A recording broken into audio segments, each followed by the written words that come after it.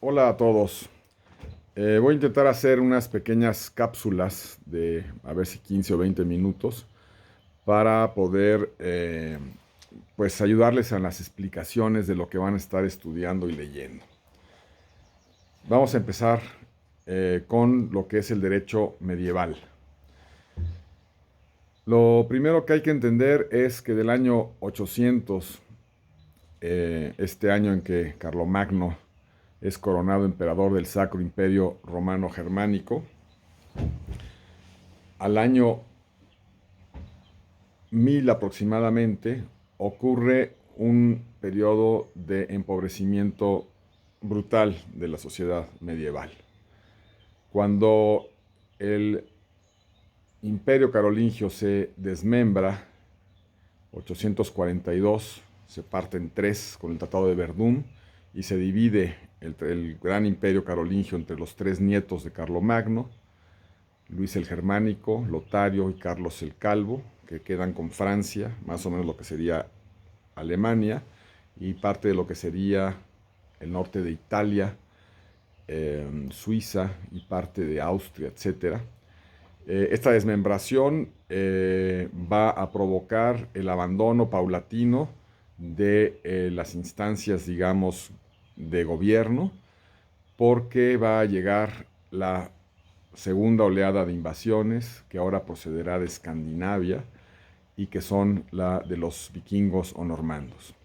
Los vikingos o normandos van a devastar auténticamente Europa, especialmente Inglaterra, van a llegar hasta París, van a entrar por todos los ríos, van a estar por todas las costas y van a infundir un terrible miedo, un horror que va a hacer que las personas tengan que reducir su modus de vida a estar cerca de algún castillo. El símbolo medieval va a ser el castillo, en este sentido de el lugar en donde se puede proteger a la población, a la pequeña población eh, de los diferentes lugares de Europa. Esto causa el feudalismo. Y el feudalismo va a ser este fenómeno en donde Europa se fragmenta en un sinfín de pequeños territorios que son escasamente o pobremente defendibles frente a las invasiones normandas que, repito, fueron devastadores. Los normandos fueron vistos en Europa auténticamente como eh, unos demonios, por eso se les puso en la iconografía estos cascos con cuernos que realmente no usaban, pero que así los veían quienes sufrían sus actos de barbarie, ¿no? De robo, de rapiña. El caso es que Europa va a fragmentarse a través de los llamados pactos de vasallaje. Ante la incapacidad de un poder político, de un reino, de una monarquía, de defender a sus súbditos, se comenzarán a hacer pactos de vasallaje. Pactos de vasallaje que van a ir fragmentando primero en grandes, eh, digamos, territorios, lo que sería originalmente de las coronas. Imagínense que primero se hace una especie de fragmentación, así si esto pueden imaginar que fuera Francia, por ejemplo. Estos pactos de vasallaje a su vez van a hacer otros pactos de vasallaje que van a empezar a crear y a dividir más los territorios. Y estos, a su vez, seguirán creando pactos de vasallaje. Entonces, de la imagen anterior, iríamos a una imagen semejante a esta, y después, a su vez, en cada una de estas pequeñas, otras subdivisiones. El caso es que el mapa de Europa queda fragmentado en una multiplicidad de pequeños señoríos que se hacen a través de un acto jurídico que se llama el pacto de vasallaje y que consiste en un pacto por el que un hombre libre llamado señor va a otorgar los medios de subsistencia y protección a otro hombre libre llamado vasallo, que va a tener ciertas obligaciones frente a este señor. El señor va a otorgar los medios de subsistencia y de protección Normalmente los medios de subsistencia consistían en dar un alodio, un terreno, una parte, por eso esta división, ¿no? Esto es tierra, ¿no? En donde se pudiera tener subsistencia, cultivar la tierra, aprovechar los bosques, etcétera. Y a su vez daba protección, cosa que realmente no ocurría mucho, pero bueno, en teoría tendrían que darla. Y el vasallo se comprometía a una serie de obligaciones, como participar en la dote de la hija, participar en el rescate en caso de secuestro, formar parte del ejército, dar ciertos, digamos, medios de subsistencia al señor, etcétera. El pacto de vasallaje era un contrato solemne, oral, porque no estamos en una época que se escriba, nadie sabe escribir, ni leer ni escribir, y se hacía mediante un juramento que se sellaba con el estrechamiento de la mano, de las manos, o el osculum, que era el beso que lo simbolizaba frente a testigos, y este homenaje feudal o pacto de vasallaje se hacía mediante este juramento. Toda la Edad Media y todo este comienzo de la llamada Alta Edad Media depende de la palabra. Eso es importante entender. El derecho se pierde, no hay documentos, no hay nada escrito y por lo tanto el derecho se va a manifestar fundamentalmente en lo privado por derechos consuetudinarios de origen germánico, sumamente primitivos, sumamente de marcado contenido penal, etcétera, como son estos derechos primitivos. Y lo que encontramos en Europa respecto al derecho es esta pobreza total, en donde no se ha perdido completamente la idea del Estado, se ha perdido la idea de la jurisdicción, bueno, por supuesto de la jurisprudencia, de la legislación, etc. Es una sociedad pobre que vive y subsiste realmente frente a la violencia tremenda que hay en el alrededor.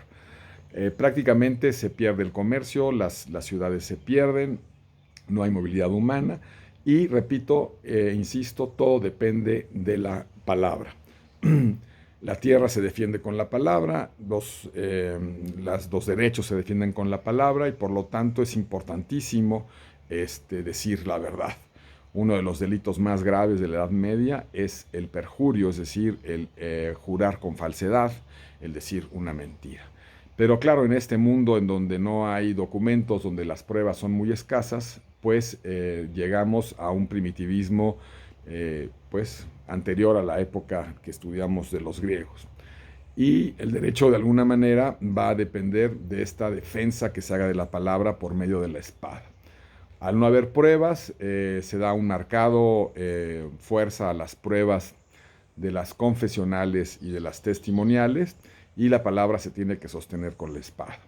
A falta de testigos, se recurre a cuestiones bastante fuertes como la tregua de Dios, la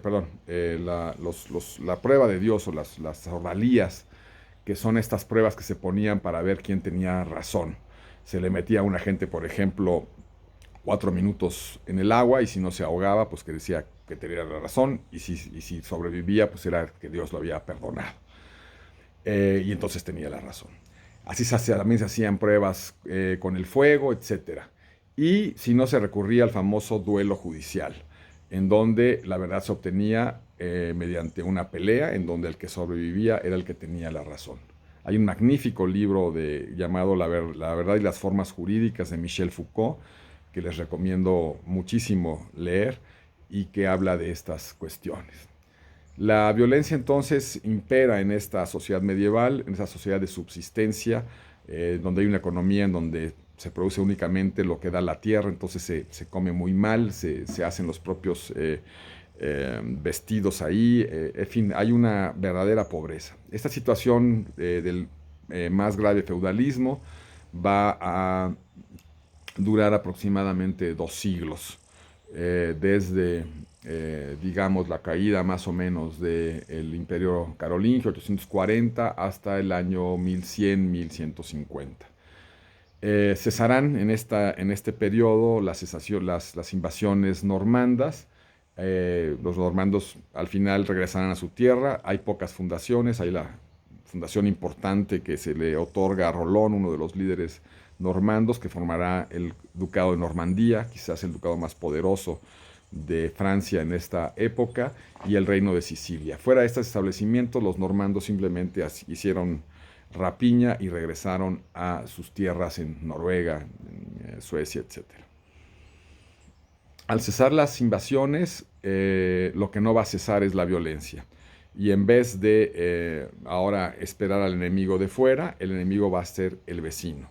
Y este cuadro lo podemos ver como un cuadro en donde va a empezar un tremendo pleito de todos contra todos, ¿no? Esta violencia es brutal y va a asolar y va a seguir asolando a Europa. Para el siglo XII y siglo XI, sobre todo el siglo XI, se van a dar dos figuras en donde la Iglesia intenta intervenir para frenar esta violencia de todos contra todos, que son la paz de Dios y la tregua de Dios.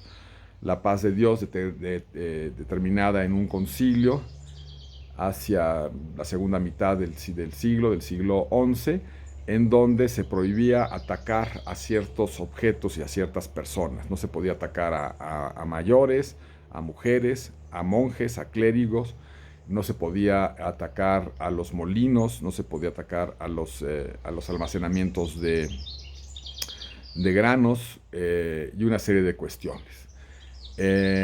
Para poder lograr esto se exigía o se daba la pena de la excomunión, que era algo importante en la Edad Media. No solamente era salir de la cuestión religiosa, sino ser apartado completamente de las relaciones sociales.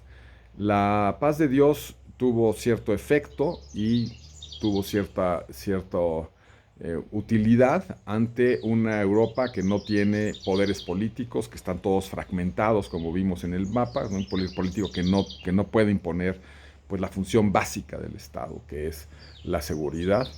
Y ante esta situación la Iglesia sigue interviniendo y después de la paz de Dios declarará la tregua de Dios. Esta tregua de Dios ahora consistirá en que no se podrá hacer la guerra en determinados días de la semana y periodos del año. Al principio, no me acuerdo, pero no podías hacerla los domingos, los viernes y los lunes, por decir alguna cosa. Suena raro, claro, pero bueno, así fue. Y luego ciertos para periodos del año, la cuaresma y el adviento, ¿no? La época antes de celebrar la Pascua y la pasión de Cristo, y la época anterior a el nacimiento, a la celebración del 25 de diciembre. ¿Qué tanto tuvieron efecto? Pues poco, pero por lo menos entendemos y nos da un sentido de la profunda violencia que se vivió en esta época. Hacia finales del siglo XI, Urbano II, un papa, no sabemos exactamente con qué finalidad, hay muchas finalidades, hay muchas interpretaciones, pero es apasionante este tema, decreta la primera cruzada. La idea de que los occidentales deben ir a recuperar los lugares santos, la ciudad de Jerusalén, donde vivió, donde murió el Salvador, de manos de los musulmanes. Este juego tuvo muchas repercusiones. Uno de ellos fue desviar la violencia hacia el oriente, y sobre todo la idea de crear a un enemigo. Aquí es cuando se crea al musulmán como enemigo, que se le va a volver a crear muchas veces, ¿no? Curioso, después de la caída del muro de Berlín, pues se vuelve a crear a los musulmanes, al Islam, como el gran enemigo. Durante la historia va a ocurrir frecuentemente. El caso es que estas cruzadas van a tener un buen efecto, porque efectivamente van a lograr disminuir la violencia interior, y van a crear rutas de comercio, que después van a ser de comercio, de guerra, que pasarán por Roma, que pasarán hasta Jerusalén, con mal éxito las cruzadas. Al principio sí logran recuperar Jerusalén, que después van a perder en todas estas 8 cruzadas que se dieron. También vendrá la época de la mayor reconquista de la península ibérica y de la apertura de las rutas de peregrinaje, especialmente a Santiago de Compostela y a Roma. Rutas que también abren la posibilidad del comercio y del movimiento de personas. Con esto, poco a poco, en el siglo XI se empieza a romper con esta tremenda situación, digamos, de esta época feudal. Dejo aquí esta pequeña introducción y seguiremos después. Saludos a todos.